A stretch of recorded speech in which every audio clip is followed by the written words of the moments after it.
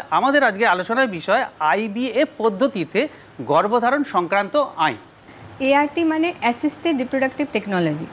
যে দম্পতিরা প্রাকৃতিকভাবে সন্তান ধারণ করতে পারছেন না, তাদের আমরা কিছু কৃত্রিমভাবে বা নতুন চিকিৎসা পদ্ধতির ইউজ করে আমরা তাদের গর্ভধারণ করার সাহায্য করছি।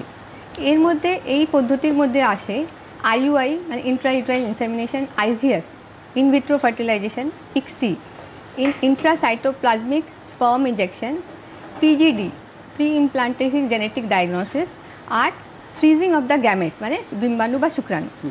আমরা চলতি ভাষায় আইভিএফকেই বলি, বোঝাই এআরটি বলে। এখানে কি হয়, আমরা মহিলার থেকে আমরা ডিম্বাণু সংগ্রহ করছি, পুরুষ থেকে আমরা শুক্রাণু নিচ্ছি, ল্যাবের মধ্যে এটাকে কালচার করে আমরা ভ্রূণ তৈরি করছি। সেই ভ্রূণটাকে আমরা মহিলা জরায়ুর মধ্যে প্রতিস্থাপিত করছি। তারপরে যদি প্রেগন্যান্সি হয় তখন আমরা সেভাবে ম্যানেজ করছি। এটা আইভিএফ হয়।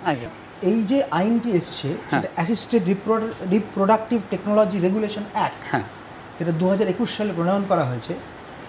এই আইনটিতে একটি টেকনোলজি নিয়ে কাজ করা হয় এবং টেকনোলজি সম্বন্ধে আপনি জানেন যে তার ভালো দিকও যেমন থাকে সেরকম তার খারাপ দিকও থাকে। আর এই টেকনোলজি নিয়ে যদি তার খারাপ দিকগুলোকে যদি ধরে ফেলা না হয় বা সেগুলোকে যদি আটকানো না হয়, তাহলে সমাজে তার কুপ্রভাব পড়তে পারে। সেই একটি কারণের জন্যই এর আগে, এই 2021-এর আগে কোনো রকম যেহেতু কোনো আইনি বাধা নিষেধ সেরকমভাবে ছিল না, সেইটাকে সুনির্দিষ্ট কিছু আমাদের কিছু মানে সুনির্দিষ্ট কিছু আইন দিয়ে সেই জিনিসটাকে বন্ধন করা হয়েছে, মানে নিয়ন্ত্রণ করা হলো। এর ফলে কি হচ্ছে দেখবেন যে এই তার মানে কি আমরা টেকনোলজির মাধ্যমে আমরা কৃত্রিম উপায় কিছু প্রসবের জন্য করা হচ্ছে।